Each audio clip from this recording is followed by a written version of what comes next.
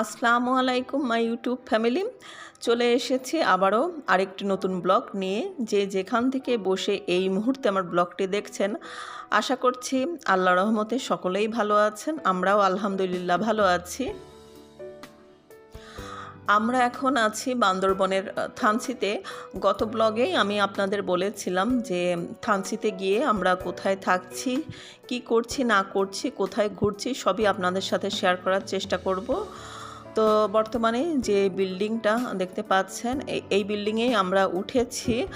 আর সামনের যে রাস্তাটা দেখালাম, এটাই হচ্ছে বিল্ডিংয়ের সামনের রাস্তা। তো এই বিল্ডিংয়ে উঠে বেশ বিল্ডিংয়ের পরিবেশটা অনেক সুন্দর লাগলো। ভেতরটা দেখালাম না, কারণ ভেতরটা পুরোটাই ফাঁকা। তো আমাদের মতো যারা ঘুরতে আসেন তারাই সাধারণত এই বিল্ডিংয়ে থাকেন।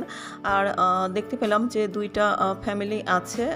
তো এই বিল্ডিংয়ে আমার ভগ্নিপতি থাকার ব্যবস্থা করে দিয়েছে। আরেকটি কথা আপনাদের বলা হয়নি, যে আমার বোন সুমির, ওর হাজব্যান্ড থাকে বান্দরবনের থানচিতে, ওর পোস্টিং এখানে। তো অনেকগুলো বছর ও এখানে আছে। তো এখানে থাকার পরিপ্রেক্ষিতে ওর এখানকার মানুষজনের সাথে বেশ ভালো একটা বন্ডিং তৈরি হয়েছে। তো ওই আসলে আমাদের থাকার ব্যবস্থা করে দিয়েছে। আর পাশেই হচ্ছে ওর অফিস। তো অফিসেও চলে এসেছি আপনাদের ভাইয়া এবং আমি দুজন মিলে।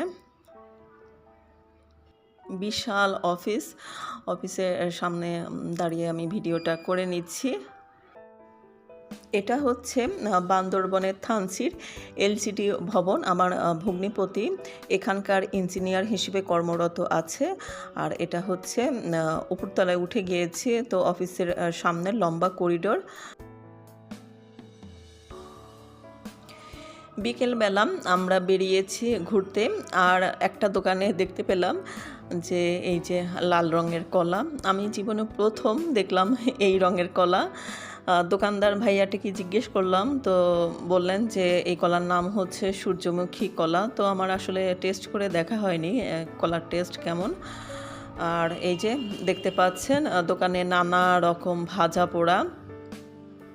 সাদনান 22 দিনের ছুটিতে বাসায় এসেছে। ওদিকে সুমির বড় ছেলে সাইমেরও ভার্সিটি ছুটি দিয়েছে কয়েকদিনের, মাহিমেরও ছুটি।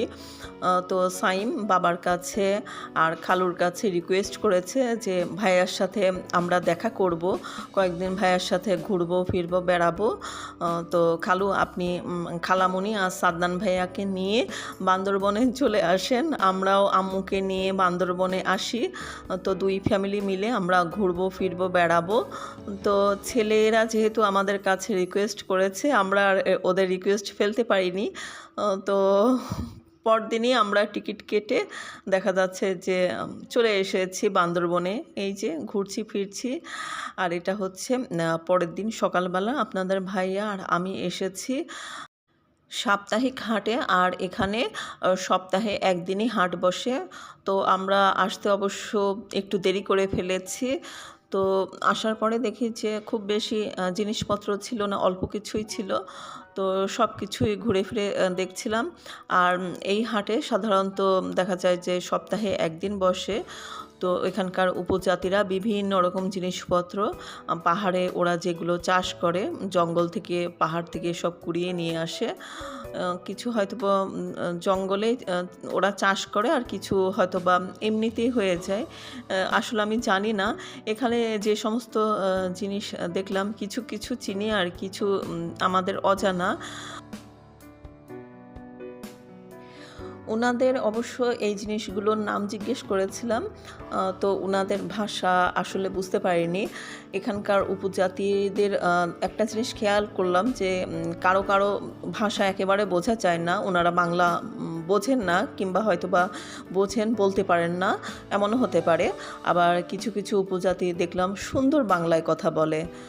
তো দুই রকমই আছে এখানে। এই যে সাদা দেখতে পাচ্ছেন, এটাকে আমরা বলি কলার থোড়। তারপর তেঁতুল ছিল।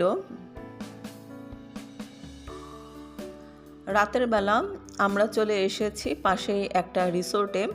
আর এই রিসোর্টটা পুলিশ ডিপার্টমেন্টের তৈরি করা। আমি পুরো রিসোর্ট ঘুরে দেখেছি।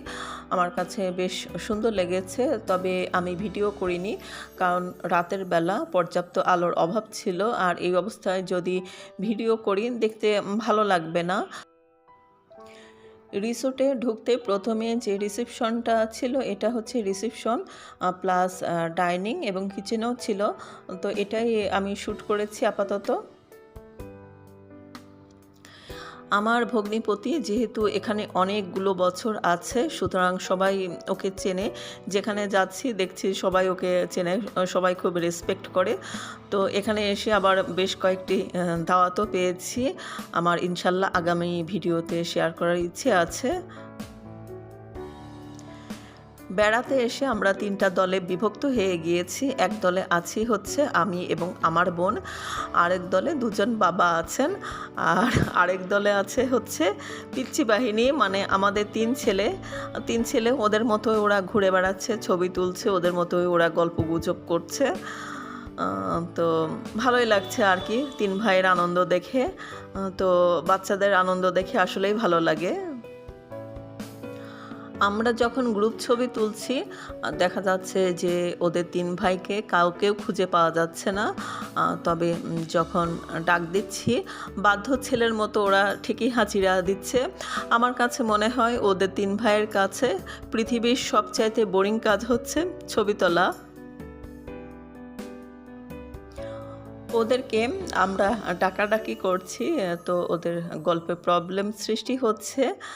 তো আমরা যেহেতু বাবা-মা আমাদের কিছুই বলতে পারছে না। তো আমরাও অবশ্য বিষয়টা বুঝতে পারছি।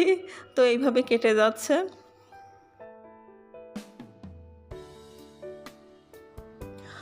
আমার পরবর্তী ভিডিও দেখার আমন্ত্রণ জানিয়ে আজ এখানেই বিদায় নিয়ে নিচ্ছি। আসসালামু আলাইকুম।